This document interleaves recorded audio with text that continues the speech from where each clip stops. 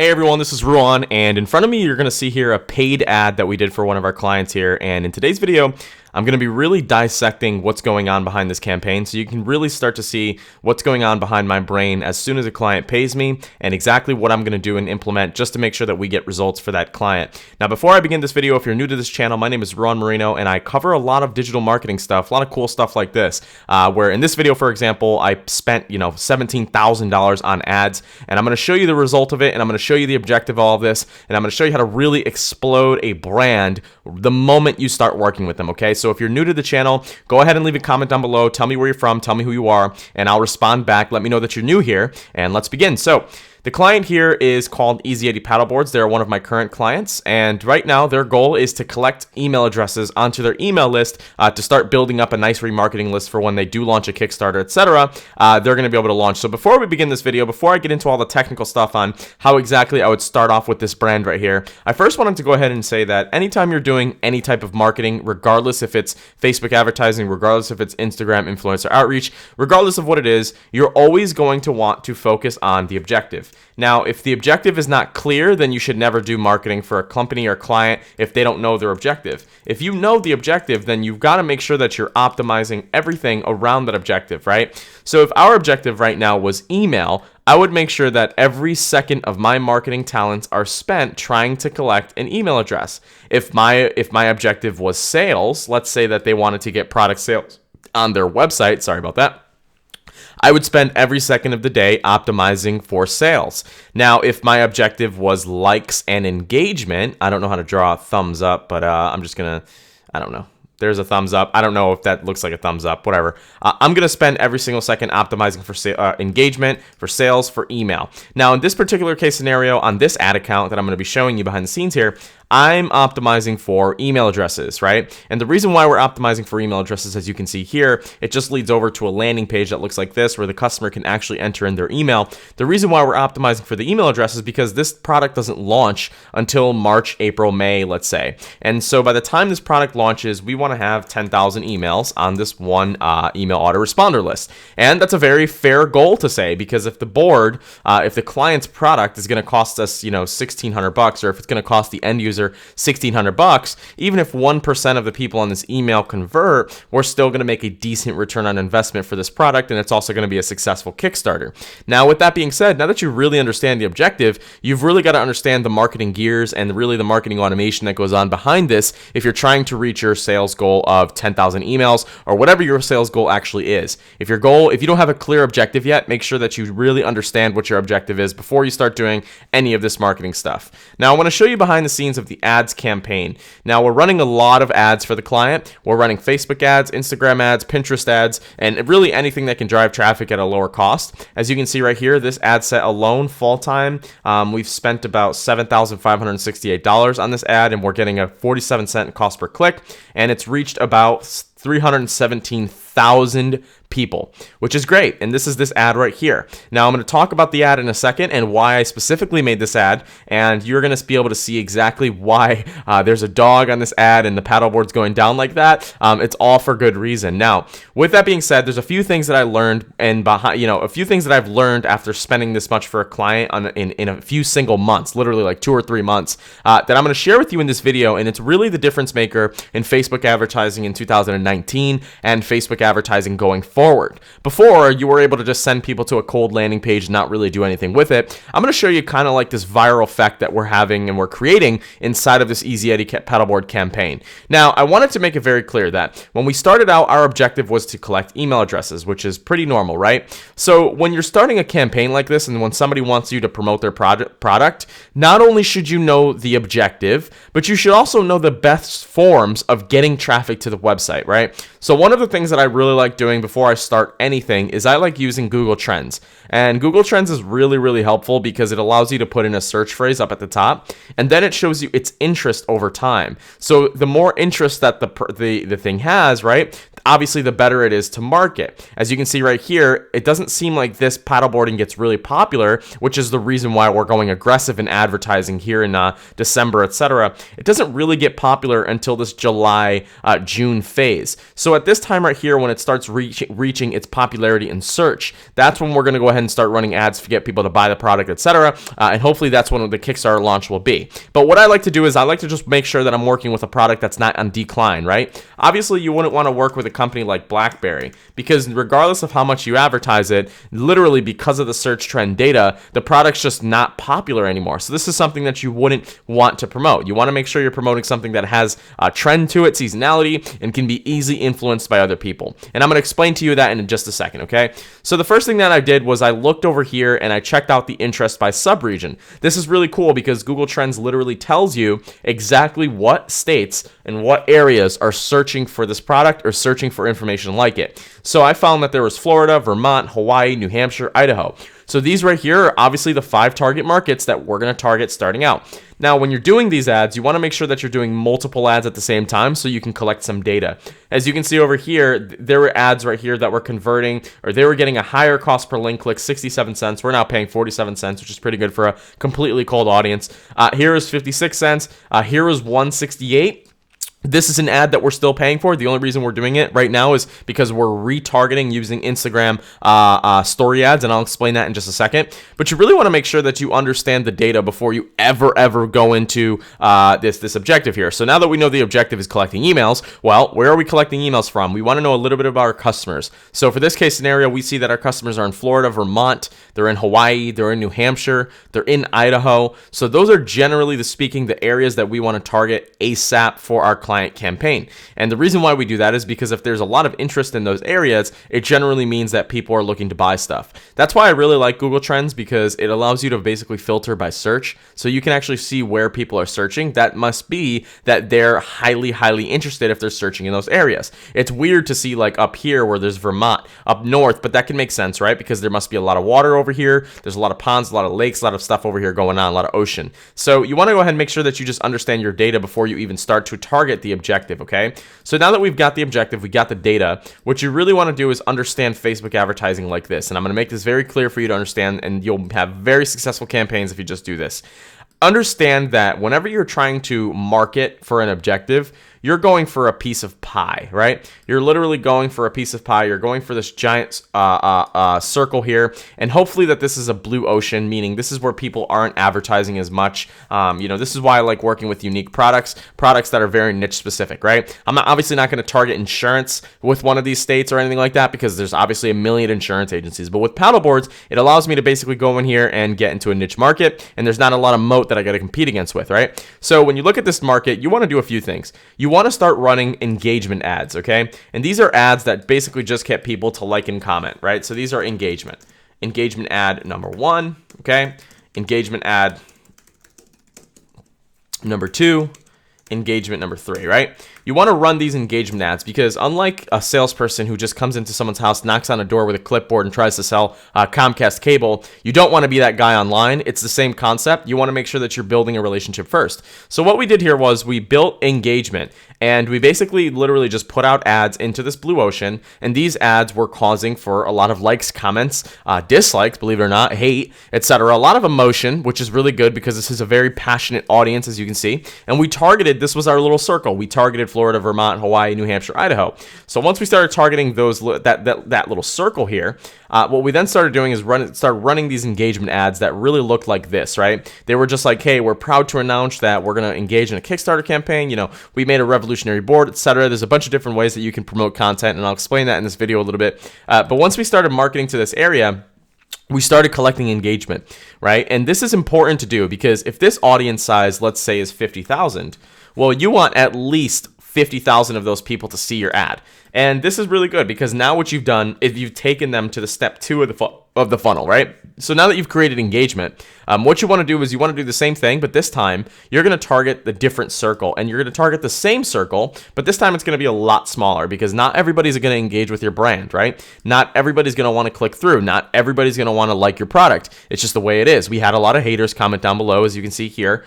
Someone said shouldn't have to provide a basic email address. That's fine. We don't, that doesn't matter. There's so many people out there if you ever get comments like this online, don't even worry about it. I mean, these people have time to comment on the post. It likely means that their thought really isn't meant much, right? So when you go into here, you're gonna now, once you've run these engagement ads, you're gonna have a list of 15,000 people who have engaged with your ad. These are people that have maybe liked, these are people that have commented, shared, tagged a friend, have even seen it multiple times, right? Because you can set your frequency to have someone see the same ad multiple times.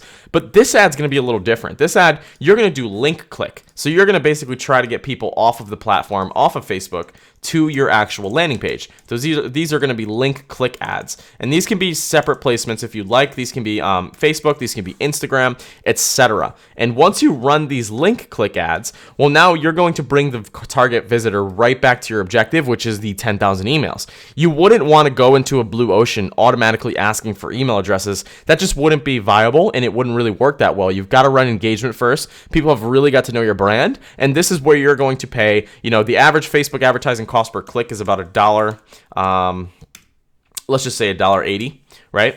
CPC for a cold audience. But if you follow this short little strategy on using engagement first as bait and then going for the link click, what you're going to do is you're going to find your link clicks are going to be around 45 cents cost per click. And that's really good. And that's what you want to get your marketing spend down to. Because if you don't have to spend $1.80 per click, well, you can just spend 45 cents per click and literally get, 6 times the ROI per click that you're going to get with the blue ocean just by spending a little money and building the relationship with the actual prospect and with the actual audience over here. So now that that's understood, this is kind of my social strategy with this. I'm basically sending traffic from Facebook, from Instagram, from all of these social sites, bringing them all the way over to here and having them collect an email address. And inside of when we collect the email address, there is an email automation sequence that follows. If you want to check that out, just go ahead and put in your email here and you can go ahead and see. But I wanted to show you this kind of basic strategy here on social. Now, there's a lot more that goes into this, which I'm going to get into. Now, we've got the social part down, right? This is kind of like the social paid.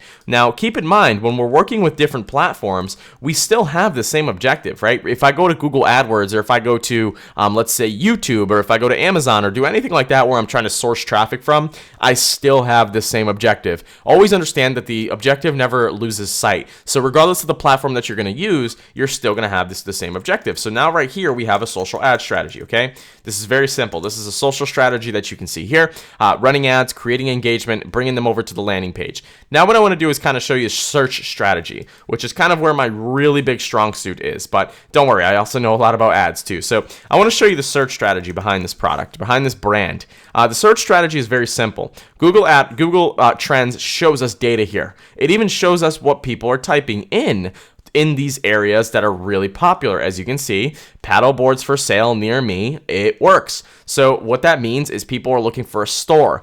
They're not generally looking to go to e-commerce stores. They're not looking to buy a paddleboard online because it's going to cost a lot of money to ship. So with that being said, I'm actually going to screenshot that. With that being said, our best bet for this is not to actually ship this paddleboard, but it might be to find local partners that'll allow us to stock our paddleboards inside of their stores. This way, when people type in paddleboards for sale near me, we'll ensure that we get a piece of that pie when the boards are ready to ship. This is kind of the marketing intelligence that you must have when you're working with a lot of these brands, and a lot of it comes down to experience. So even if you don't have experience right now, don't let this discourage you, because you've got to build up that experience. You've really got to make sure that you're building up to the point where you can literally wing it, and you can tell a customer by experience, hey, I've dealt with this before and I want to go ahead and show you exactly what to do. And you're not going to build that unless you're actually doing it. So that's why I always make sure that I stress the importance of actually doing this stuff and not just going out there half-assing a bunch of things and then thinking that you're the best because you've seen some courses online, etc.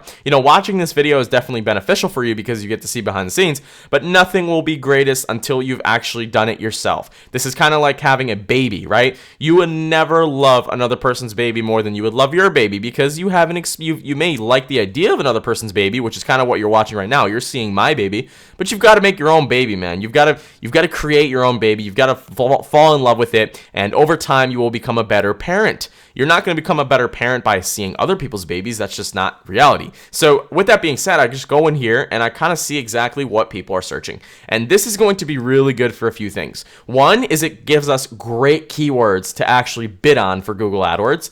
And two is it gives us a lot of search credibility and a lot of search engine opportunity. But I wanted to make this very clear. I start by looking down here into the related queries, and then I start really creating a search strategy. Now, a search strategy really comes down to a few things, okay? One is SEO, which takes time. So if you're working with a new brand, don't even think about this yet. Just set it up properly and let it marinate. Number two is Google AdWords and Google pay-per-click. Now, Google pay-per-click is going to be great once we have the actual board in stock. It's not going to be great to collect an email address because on Facebook, we're collecting an email address after all the cost per click cost at about $3.50. With Google AdWords, we're going to be paying probably like $35 per email address because the cost per click is going to be a lot higher, somewhere around $5 to $7 on that platform. So we want to make sure that the search strategy is not into play with our current objective, which is the 10,000 emails. We wouldn't want to start sending search traffic to this opt-in page because it's just not ideal. You want to get traffic from social the way I showed you here. That's the cheapest way you're going to get it. So once we do this, we really start to look into our search strategy. What are people searching? How can we get in front of them? And how do we get them to click onto our website? So there's a few different ways that you do this. One is you have a highly SEO optimized website and you're targeting the right keywords. If you're not familiar with the keywords to target, you can use a tool like Ahrefs and just type in the keyword, or you can use a tool like Ubersuggest, same tool. Ubersuggest is free. Ahrefs is a little expensive, but you get what you pay for. And you type in the keyword, let's say stand-up paddleboard, and we'll see that its volume globally with all of its topics is about 17,000 monthly search. This keyword alone, though, not in the keyword group, is only about 450 monthly searches, right? But this right here, as you can see, only has a keyword difficulty of 14, which actually isn't that much, right? Another reason why I love working in markets that are very blue ocean, because when you're working in markets with a blue ocean and you're working with brands, these types of things, this keyword difficulty of 14, these types of things become very easy for you to rank for, simply because there's just not a lot of competition doing the search engine optimization, regardless if they don't have a lot of money, or they might just be stores locally that people already know that are branded, so they're not investing in the search engines. But someone like this who gets to work with someone like me can take advantage of literally going out there and just creating an online monstrosity here, right? So with that being said, what you want to do is you want to go in and you want to find the different keywords that people are targeting inside of this actual group. So for this example, it's going to be things like stand-up paddleboards. This example, it's going to be like inflatable stand-up paddleboards, stand-up paddleboards for sale, stand-up paddleboards for cheap. If you're using Ahrefs, you can literally go in here, you can see all of these different keywords, and you can even do something that I love doing, which is filtering them by keyword difficulty. So you can go in and you can find the keywords that are the easiest to rank for, right? These are all keywords that are literally overnighters, meaning I can write a piece of content or I can include these keywords into the client's site, and by tomorrow they would be ranking for it. So once you've really extracted all of these, you can add this into your search strategy, right? You can put this in and say, hey, Mr. Client, not only are we going to be focusing on the social ad strategy, we're also going to be focusing on, the SEO, the PPC, etc. And now that you have the keywords for it, you can go in and start doing SEO optimized campaign, or you can start doing a pay-per-click campaign that supplements the client's objectives of getting more emails to the list, but this isn't going to be in implementation until we actually have something to sell. Now,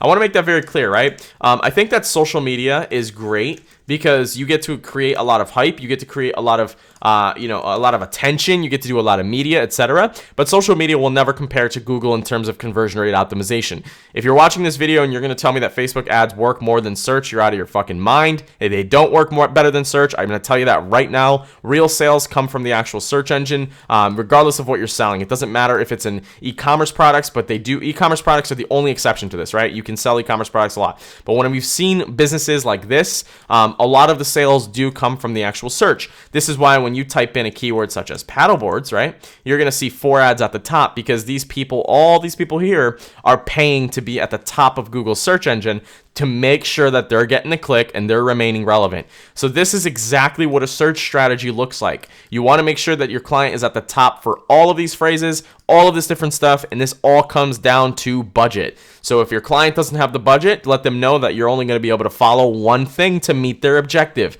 Always remember, always starts with the objective. So this is all dependent on the client's budget. If the client has clearly stated to you that their objective is to collect 10,000 emails, well, you should be smart enough to present them the solutions to collect 10,000 emails. As you can see here, this is one of the solutions here, which is using Facebook social ads. Another solution is search, which costs its own amount of money. So I just wanted to make that very clear for you guys. Now, another strategy that I really like doing when working with an e-commerce product or working with a product like this as well is starting to search on Amazon. Amazon's great simply because it has all of the buyer's intent. So people that are coming here are really starting to buy things. So from Amazon, you can determine a few things. One is you can determine the price. You can determine how much these paddleboards are actually selling for. Now, as you can see, all of these are inflatable. So these are not our target products. These are not our competitors per se. These are actually products that are inflatable. Ours is a solid. The product of the client is a solid paddleboard, so you're not going to go in there and you're not going to use these as an example. So you would want to go in here and you might want to just do like solid paddleboards, right? And then once you go into here, you can see that the competition really isn't crazy, and which is a good thing because now you can see that these boards are selling on Amazon. So even if you wanted to do a third objective, right? Let's say the objective turns into sales when the product actually does come out. Well, now that the objective has changed, make sure that you supplement that objective. One of the ways is by listing the client's product on Amazon FBA. Many people don't talk about this, but Amazon has a program called Fulfillment by Amazon where you can actually send them your products, pre-packaged, prepaid, everything, and they will take care of the shipping, the customer service, they will take care of everything. The only thing that they won't take care of is your pricing, and that's extremely effective because you can price it how you want and leverage Amazon's already millions of visitors, existing visitors onto their website, and by doing this, you're going to give them a completely different strategy. Another strategy that you can do to implement or supplement the actual objective of 10,000 emails is by creating YouTube videos. Now, a lot of these videos are old. As you can see here, there's one at the top, 5 years old. There's one under here, it's 2 years old. There's one 4 years old. But all of these videos have a substantial amount of views on YouTube. This is a traffic source that everybody is ignoring, I can promise you that, and nobody is taking serious advantage of using this as a traffic source. Now, when we create a video, which also gives my agency the opportunity to offer video, we're going to create video and basically try to get it to rank on the YouTube search for the keyword paddleboards or whatever it may be. And by doing this, it's going to get the client hundreds of thousands of views without having to create a blog post, without having to do aggressive SEO, just by doing YouTube SEO. This is what you've got to do when you're working with brands like this. This is what you got to do when you're working with companies. A lot of people ask me to make videos like this, reveal some clients that I have, but I simply don't just because of the SEO haters out there. But I just wanted to make it very clear that when you're working with a brand like this, you got to attack it at multiple angles. People talk about being omnipresent all the time. Look, there's not one form of marketing that works and doesn't work. You've just got to do them all. If you're not doing them all, somebody is, right? If you're the one that's just doing this social ad strategy, I mean, this is your thing right here. This is the only thing that you're doing. You're fucking up big time. You're fucking up big time because you're not doing this. And if somebody is doing this, right? If somebody's doing that and they're doing this, you're shit out of luck. All of this is not going to mean anything anymore because the client's going to they're going to out advertise you. They're going to outsmart you. So it's really important that you're running this multi-channel distribution process when you're working with clients dependent on their objectives. Okay, that's really what you got to do. Now I'm going to end this recording really shortly, but the last thing I wanted to really call out is the image in the ad. You know, a lot of people, they may look at this ad and they may say, well, you know, it's a bad job because the board's like halfway underground and the dog, like people probably feel bad for the dog.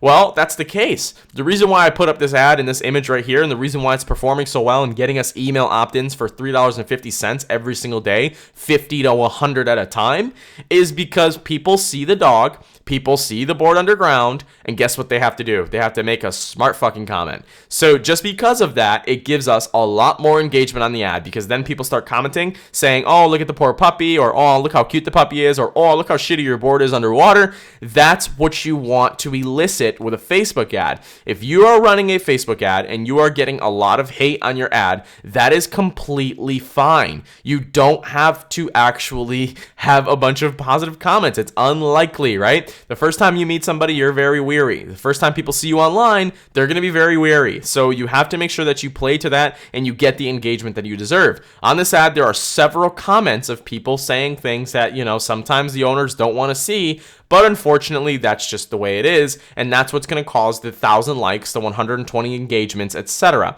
So hope you guys have enjoyed this video. If you want to see more Facebook advertising videos and more omnipresent marketing videos, not just SEO stuff, let me know. Comment down below. Let me know your thoughts on this video, and I will see you guys in the next one.